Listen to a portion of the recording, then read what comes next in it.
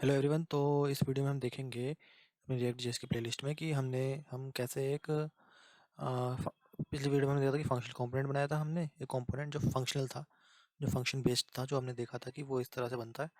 आज हम बनाएंगे क्लास बेस्ड कंपोनेंट और उसका लाइफ साइकिल भी उसके बारे में जानेंगे।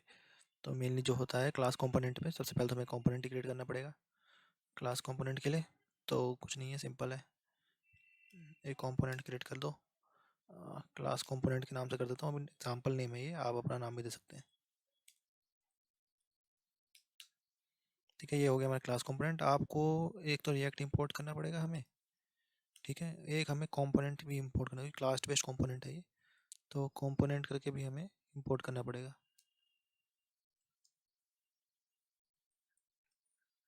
ठीक है, तो पिछले में हमने फंक्शन बनाए थे, इसमें हमें बनाना है क्लास।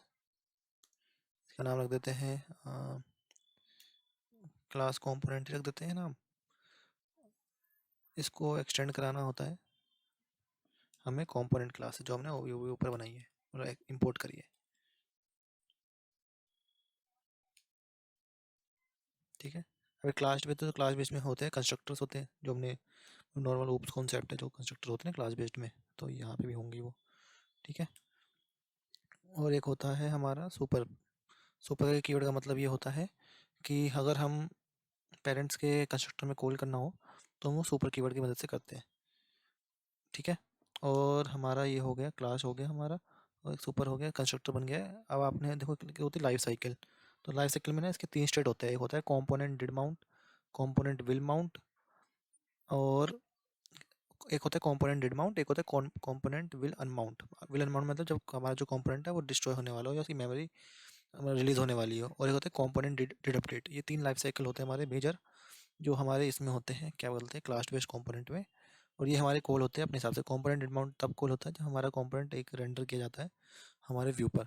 ठीक है, तीन तरह के स्टेट होते हैं, और स्टेट नहीं मतलब हाँ लाइफ साइकिल स्टेट होते हैं। और इसके अलावा हमारे होते हैं रिएक्ट जेएस में स्टेट्स, जो हमारा डाटा होल्ड करने के लिए बनाया जाता है। ठीक है, तो जो डाटा होल्ड करने के लिए हमारे ये, क्योंकि यहाँ इसमें ना स्टेट बेस चेंज होते हैं, स्टेट बेसिस में चेंज होता है डाटा, तो एक स्टेट बनाता हूँ जिसका नाम रखता हूँ मैं स्टेट। ठीक है, ये है हमारा क्लास बेस्ड स्टेट। ठीक है, आने वाली वीडियो में देखेंगे फंक्शन बेस्ड वाले में स्टेट कैसे बनते हैं। ये हमारा क्लास बेस्ड है, इसलिए यहाँ पे दिस ऑपरेटर लगा हुआ है, तो इससे कंफ्यूज नहीं होना है। बस ये हमारे क्लास बेस्ड स्टेट है, तो इसलिए हम ऐसे लिख रहे हैं। ठीक है, ये हमने एक स्टेट बना लिया। ठीक है, इसकी स्टेट की वैल्यू अब 0 है। ठीक है, अब बनाते हैं हम रेंडर कराते हैं। ये हमारा एक कॉम्पोनेंट हो गया है। ठीक है, वो तीन मेथड जो मैंने बताया था वो लिखेंगे, और हम लिखेंगे पहले तो हम यहाँ से यूआई से रिटर्न करा देते हैं, एचटीएमएल टाइप रिटर्न जो हम कराते हैं कंपोनेंट से वो करा देते हैं। ठीक है, तो यहाँ पे जो नॉर्मल तो हम रिटर्न लिखते थे, जैसे मैंने आपको दिखाया था पहले, है ना। फंक्शन बेस्ड में हम ऐसे लिखते थे रिटर्न करके, ये हमारा सिंटेक्स रहता था। पर क्लास बेस्ड में हम ऐसे लिखेंगे, जैसे पहले रेंडर आता है हमारा मेथड, रेंडर करके हमें ऐसे करके इसको रिटर्न कराना होता है। ठीक है, रेंडर के अंदर रिटर्न कराना होता है। ठीक है, ये रिटर्न आ गया हमारा, रिटर्न के वो ब्रैकेट सेम रहता है। रेंडर हमने ऊपर लिख दिया है तो वो दिक्कत नहीं आएगी उसकी। और अब इसके अंदर हम अपना डिव विव लिख जो भी है हमारा वो सब लिख सकते हैं। ठीक है, ये हमारा रेंडर हो गया। एरर देख लेते हैं क्या आ रहा है, एक्सपेक्टेड आ रहा है इसका। ठीक है, ये देख लेते हैं एरर, देखते हैं यहाँ, तो यहाँ पे क्या रहा है शायद।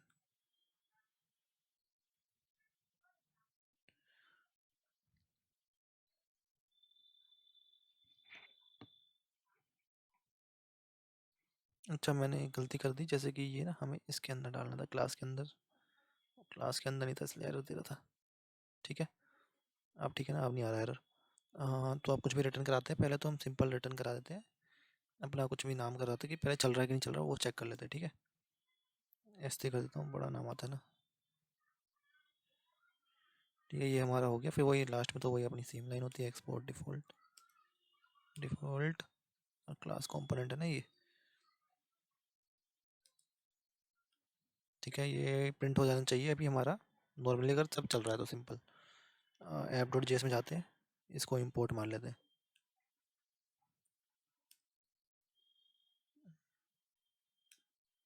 ठीक है, ये मैंने हाइड कर देता हूँ, हमारी पिछली वीडियो का था, क्यों रखना है ना जब यूज़ नहीं कर रहे तो। और इसको सेव करते हैं, और पहले प्रोजेक्ट चलाते हैं कि यहाँ पे जो मेरा एबीसीडी है पहले प्रिंट हो रहा है कि नहीं हो रहा। उसके बाद लाइफ साइकिल मेथड देखेंगे।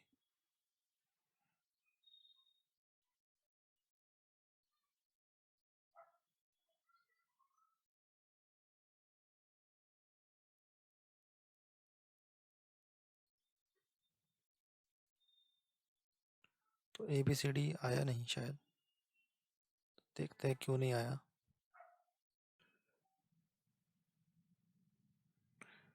तो हमने देखा कि यहाँ पे हमारा ए बी सी डी नहीं आ रहा है। तो उसका एक रीज़न था कि जो हमें हमारा इम्पोर्ट करता था वो हमें कंपोनेंट का नाम हमेशा कैप्स में देना होता है। तो इसका आप भी ध्यान रखना, मैं भी भूल जाता हूँ कभी कभी ये तो इसलिए ये वाली चीज़ आ जाती है। तो आप सेव करूँगा तो अब आपको ए बी सी डी दिख जाएगा, ठीक है, जैसा कि आपको भी दिख रहा है ना। तो आप इसके लाइफ साइकिल के बारे में बात करते हैं। जैसा कि मैंने बताया था, ये हमारा हो गया कि सिंपल कंपोनेंट था हमारा, क्या कहते हैं, क्लास बेस्ड कंपोनेंट, जो हमारा रेंडर हो रहा है वहाँ पे, ठीक है। अब इसके लाइफ साइकिल होते हैं, एक होता है कंपोनेंट डेड माउंट, जो सबसे पहले चलता है। जैसे कंपोनेंट रेंडर होता है व्यू में, तो ये हमारा ये चलता है कंपोनेंट डेड माउंट। देखो आपको अब ये भी आ रहे हैं, केवल सजेशन भी आ रहे हैं कि ये सारे फंक्शन आपको यूज़ करने हैं, तो आप कर सकते हो।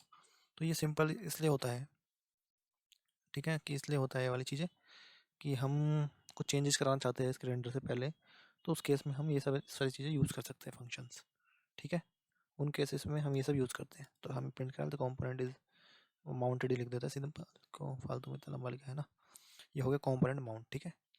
और हो गया एक होता है कंपोनेंट विल अनमाउंट, जब हमारा एंड होने वाला होगा, मतलब इसकी मेमोरी रिलीज होने वाली होगी,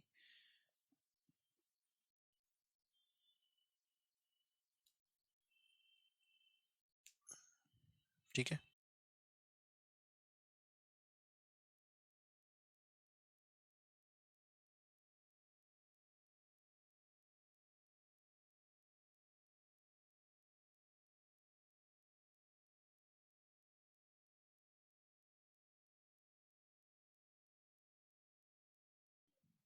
तो जैसा कि हम देख सकते हैं कि हमारा जो आउटपुट आ रहा है वो रहा है माउंट आ रहा है, अनमाउंटेड अनमाउंटेड आ रहा है। ये शुरू के दो अनमाउंट वाला रीजन आ रहा है वर्चुअल डोम की वजह से। इस पे हम सेपरेट वीडियो बनाएंगे। और इसके बाद हमारा एक आ रहा है माउंटेड। माउंटेड मतलब हमारा कंपोनेंट अभी यहाँ पे रेंडर हो रहा है। जब कंपोनेंट का हम मतलब यहाँ से हटाएंगे या इसका मेमोरी रिलीज होगी, तो हमें अनमाउंटेड का मैसेज दिख जाएगा। वो हमें थोड़ा हमें यू स्टेट यूज़ करना पड़ेगा उसके लिए। तो उसके लिए सेपरेट वीडियो है यू स्टेट और वर्चुअल डोम के लिए। तो उसमें आपको ये अनमाउंट वाला सिनेरियो दिख जाएगा कि कभी एग्जैक्टली अनमाउंट होता है। मतलब जब यहाँ पे सीधा इसकी विजिबिलिटी हटाऊंगा, तो ये अनमाउंट का आपको मैसेज दिख जाएगा, ठीक है। उसके लिए हमें यू स्टेट यूज़ करना पड़ेगा, वो मैंने अभी तक बताया नहीं है। तो पहले हम ये देख लेते हैं, उसके बाद आगे वाली वीडियो में आपको अनमाउंट का भी मैसेज दिखा दूंगा। तो अभी के लिए क्या है हमारा कि एक माउंट हो गया, अनमाउंट हो गया, एक हमारा एक बचता है फंक्शन हमारा जो होता है वो है कंपोनेंट डेट अपडेट करके एक होता है। तो उसका चेक कर लेते हैं आप। ये हमारा ये एक होता है कंपोनेंट डेट अपडेट, मतलब हमारा कंपोनेंट अपडेट होगा ना तो तब ये चलेगा, ठीक है। तो हमारा जो होता है प्रीवियस प्रोप्स होता है, ये पैरामीटर्स होते हैं, और होता है स्टेट होता है, मतलब कि पहले क्या स्टेट थी इसकी, ठीक है। ये दो पैरामीटर है। आपका स्टेट का यूज़ करके दिखाता हूँ मैं अभी। तो मान लो कि एक पहले तो हम कंसोल डॉट लॉग डाल लेते हैं कि अपडेट चल रहा है नहीं चल रहा है। तो जब भी अपडेट हो, अपडेट की चीज़ चलेगी, तो अपडेटेड ये वाला कंसोल हमें दिख जाएगा, ठीक है। और अगर हमारा स्टेट में फ़र्क है, चलो इसका ज़रूरत ही नहीं है, इसमें दिख इसमें ही काम हो जाएगा हमारा। तो अभी मान लो कि हमारा ये है, यहाँ पर बनाते हैं बटन, ठीक है। अपडेट वाला तब चलेगा हम कुछ अपडेट करेंगे, तो पहले इसके लिए यहाँ बटन बना लेते हैं, ठीक है। चेंज लिख देते हैं, इंक्रीमेंट लिख देते हैं, नंबर बढ़ाऊंगा तो इंक्रीमेंट। और यहाँ पे एक फंक्शन बनाते हैं जिसका नाम रखते हैं ये अपना फंक्शन है जो हमारे स्टेट को, जो हमने स्टेट बनाया था ना, इसको इंक्रीमेंट करेगा, ठीक है।